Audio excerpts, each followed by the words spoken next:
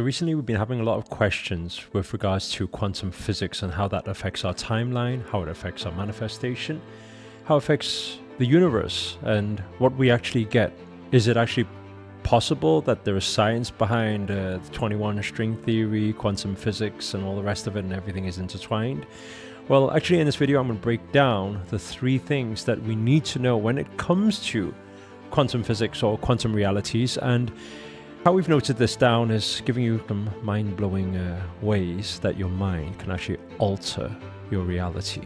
So, in another sense, manifestation. But the only difference is that when you start understanding this on a deeper level, obviously then you can do something about these different situations and scenarios to manipulate that energy and speed things up. So we're going to dive deep into it in this conversation.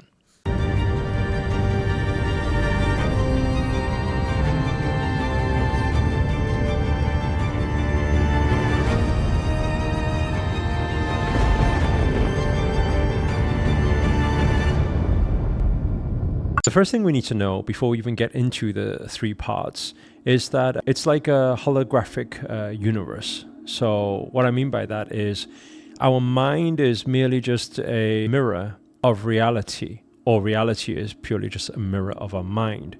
That's why a lot of things, when you believe in something, it becomes true. When you don't believe in something, it's not true. A little bit like if you take a kid, and a kid that believes in magic, what do they see when they see a magician? They see magic. If you've ever taken a skeptical-minded person to a magic show before, what do? Well, they're trying to find all the loops and holes and everything, and where's that hand? Oh, they did this. Oh, I seen them do that. And what do they experience at the end? They experience that there was no magic. It wasn't real. But the most interesting thing is, you can try to convince the kid that it's not real. They'll tell you that it's still real. So their realities are completely different. Now the question is, was it real or was it not? Well, whether it's real or not depends on how we decide to perceive the information, because a lot of the things that we think is real anyway, everything is just Maya, it's just an illusion anyway. That's the energy that determines it all. So when we understand that, then yes, does your consciousness reflect the universal consciousness? Of course, because everything is intertwined. How can you be separated from that universal consciousness? It's not possible. So when we understand that, we understand something that my old mentor used to always say, is that our inner reality affects our outer reality. Meaning, if there's certain things in your life that you do not like right now, then start changing from the inside. When you change from the inside, the outside will start to reflect, right?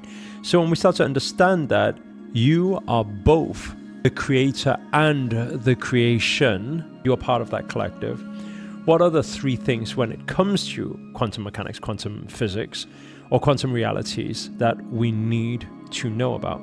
Well, first of all, there's one of the ways to alter your reality through your mind is by understanding about quantum entanglement. What does this mean? This is the web of, we can look at a web of consciousness, collective consciousness. Let's not go too far to understand that first of all. Let's just say, for example, me and Bob and John and Sarah, very common names. If they were right next to me right now, if they have certain feelings, would it affect my feelings? Yes. If they had certain thoughts or beliefs, would it affect my thoughts and beliefs? Yes. If they did or didn't do something, their action or inaction, would it affect my action or inaction? Yes or no? Yes. So in a close dynamic, we're talking about this peripheral just here, do we see that there is some sort of entanglement would happen, meaning there is cause and effect? People say certain things, there's an action and a reaction, right? We understand that that's true. Now we see that on a physical level. It's like a physical action somebody takes. Somebody slaps you in the face. You're going to knock them out, right? If you're as powerful as me, that's what you would do. But if not, then you'll just say namaste and be spiritual about it. But regardless, whether you say namaste or whether you knock them out, it's still a reaction. And was there some entanglement there? Of course, because if not A, there would be no B. So when we start to understand that, we're just observing things on a very close parameter right now and saying that, hey, physically it's going to affect things. But we need to understand that we are two parts. We are one part physical and a huge part is metaphysical. Are there parts of us that we cannot see? Just like energy, we are energy, right? We are made of water. We can't see water flowing through our veins, right? We don't see that water in our hands, but we're made mostly of water. So why is there so much of us that we cannot see? And if there is so much that we cannot see, could there be parts of us that we cannot see that is affecting other parts of other people that is not seeing? Well, I know this might sound like a bit of a mouthful, but if you really think about it, when you sit with somebody, have you ever had it before? You don't need to say a word. You don't need to put any expression. I guess in some ways, you can even ask your friend and say, hey, is everything okay? And they even smile at you and they say, yes, it is. But for some reason in those moments, you feel something is off. You ever had that before? So what is that? Physically, they're smiling. The words they gave you was positive. But what was the thing that you felt that was undeniable? You just know it's true. You can't put your finger on it, but you think something is wrong. But how do you have that intuition? It's because your sensories are sensing something that is beyond physical, beyond what you can see. And that also is quantum entanglement, meaning that our energy affects other people's energy. Now, how far can this go? Well, every energy is intertwined. If we take a wave here, waveform, it ricochets and it moves on and it can move. We can even say it can move light years away from dimension to dimension, from one side of the earth to the other side of earth.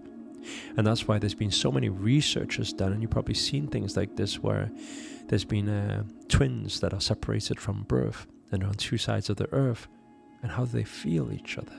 Emotions, but they're on two sides of the world. That is the quantum entanglement, and we're all in the same energetic field, yet at the same time we may be tuned into different frequencies. So when we start to understand this, how do you alter your universe? Well, you alter it by tuning into the frequency you want to tap into, and you alternate, or we can say manipulate that energy to the way you want to see it. So anyway, that's about the quantum entanglement. The second thing is understanding about parallel timelines, right? We are multidimensional beings. Now, I remember the first time I heard that, I thought, what are you talking about? This is so crazy. Multidimensional beings? How? Prove it to me. Let me see. But if you start to look at a lot of different things that happen, for example, dream, because I went into deep study of dream, especially when I was up in the Himalayan mountains, understanding what is this dream meditation stuff and the energy that governs it all and everything. And I started to realize that in different dimensions, I don't know if you've had this before, you see some strange things. What I'm saying is some things that may not even be human form. Have you ever had something where you're in a dream and you're looking at this thing that looks a bit weird, a bit like a monster or alien or something, and you get a bit freaked out and you say, what's happening? And I know you will like to say, it's only a dream, but what do you mean it's only a dream? We can't just shove it under the carpet and pretend that nothing happened just because humans decided to call something such a phenomenon just dream. Doesn't matter, you dreamt about it. Why would there be such thing as dream reading if it was just a dream? And does dream affect our physical reality? I'm going to say it again and think about it. If you had a nightmare, would it affect your emotions that day? Of course. Then your emotions, would it affect your actions? Yes, because that's energy in motion. So when it affects your actions, will it affect your results? Of course. Dream effects in every dimension as well. That's also another quantum entanglement that we were referring to just before. But when we start to understand that, we say, hey, wait a second, so you're saying that in the dream version of me that I sometimes see in this weird world, or I'm underwater breathing and living, or I'm flying through the sky, I think that's real. Well, actually, if you try anything to do with, like, let's say lucid dreaming or astral traveling, I don't know if you guys are into that type of stuff, but if you haven't, I highly recommend you try it, because I remember when I first did that, and we can actually quantum shift. Well, we can take our reality, like lucid dream, and go into a different dimension of a version of us. And let's say, for example, when we're flying through the sky, next time you do it, if you can take consciousness into dream, which I know you can, by the way, because you've all done it before. But next time you take consciousness into dream and you see some weird situation that's happening around you or some alien form, I recommend you do one thing. Have the consciousness to raise your hands up and look at your own hands. The moment you look at your own hands and you realize your hands do not look like hands, that's probably what's going to freak you out the first time, because you're going to be like, oh my God, where's my hands gone? Or why do they look like a stick? Or why do they look like a circle? Or why are they black? Or why are they pink? Or why are they purple or blue? Or what is this thing? Then you probably realize, hey, wait a second, you're saying that a different dimension of me, the same parallel time that I sometimes accidentally access through dream, meaning that maybe sometimes when I fall asleep in this dimension, I wake up in a different dimension.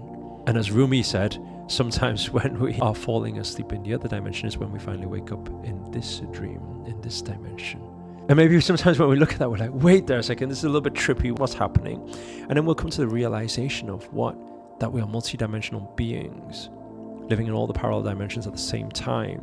Now you're saying, oh, well, how will that parallel timeline affect my manifestations or my life? Well, actually, we're not just going here, horizontal. We can also go what humans would call vertical. And you probably heard it before when people say time is illusion.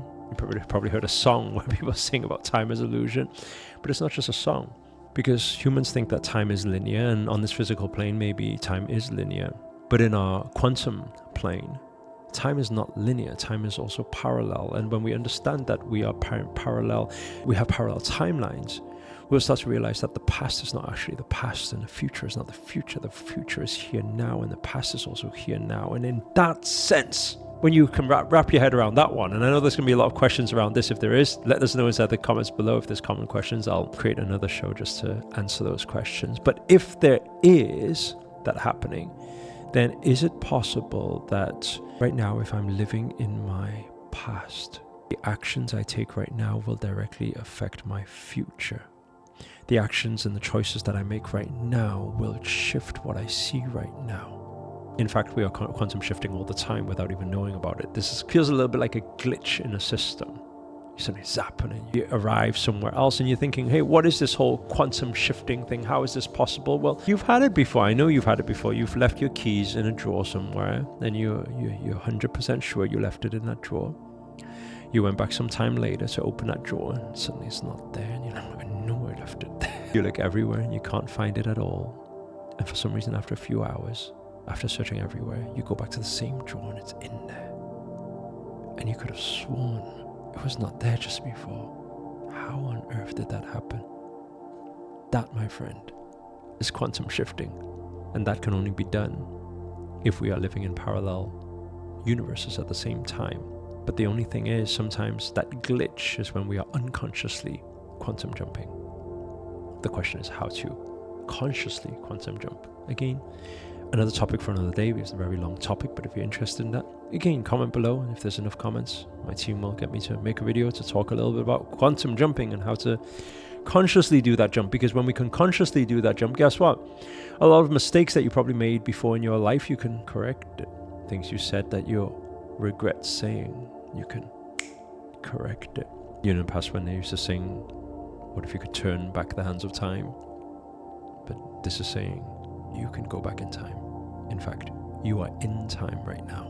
But if you know how to maneuver or manipulate that energy to go from time dimension, then there's a lot of things and a lot of fun you can do there. But obviously, we're not just going to have fun in this dimension, because we also know that there are some things such as the law of karma, where we can't just randomly mess around with these things. Anyway, the final thing is about quantum coherence. Now, what is quantum coherence? What is this law about? Well, this is talking about the power of aligned thought. Everything is about alignment. So when organized thought patterns, when you have organized thought patterns, and this is science, by the way, it's not just some woo-woo spiritual guru who went to do some yoga is telling you about quantum fields. No, there's studies on this, where organized thought patterns create stronger fields. How does that affect anything? Well, very simple. That's why a lot of the time when I work with my spiritual guru, Grandmaster Akarshana, when we were doing our work and training out in the Himalayas, he used to say manifestation is down to two things. One is what? Alignment, and two is down to what? Intensity. If you can intensify and narrow down your thoughts instead of what a lot of people would advise you to do, which is don't put your eggs in one basket. In this sense, I'm saying put all your eggs in one basket.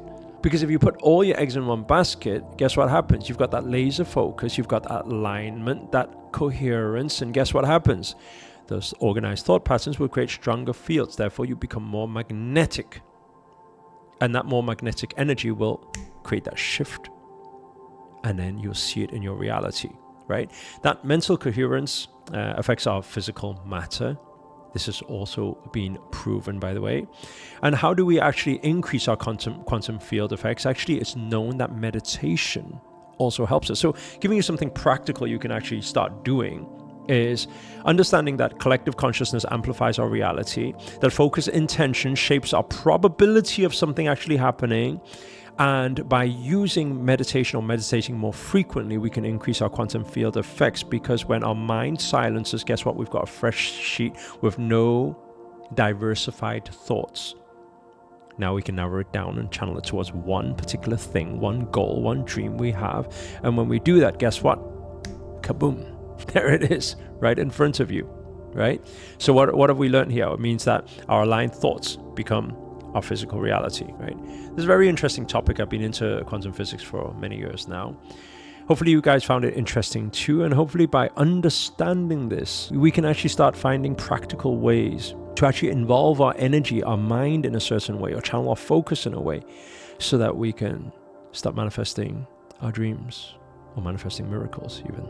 Maybe. If you enjoyed this video, if you got anything out of it whatsoever, or if you just learned a thing or two, please do hit the thumbs up, hit the like button, also comment below. Let us know any questions you guys may have, or anything you can actually relate to, or maybe you have some success story that you can prove. Some parts of what I said, yes, I can confirm it's true, because it'll help all those naysayers and all those people who are like, no, it's not proven. At least it'll help them dive in deeper into their expanding their consciousness. And if you're new to the channel and you haven't already, please remember to hit that subscribe button. That's the button, you'll see it here. And the bell icon, the notifications button, because this year we're dedicated on this second channel to hold you accountable with daily videos to make it your best year yet. But for now, guys, we're signing out. Namaste. Namo Himalaya.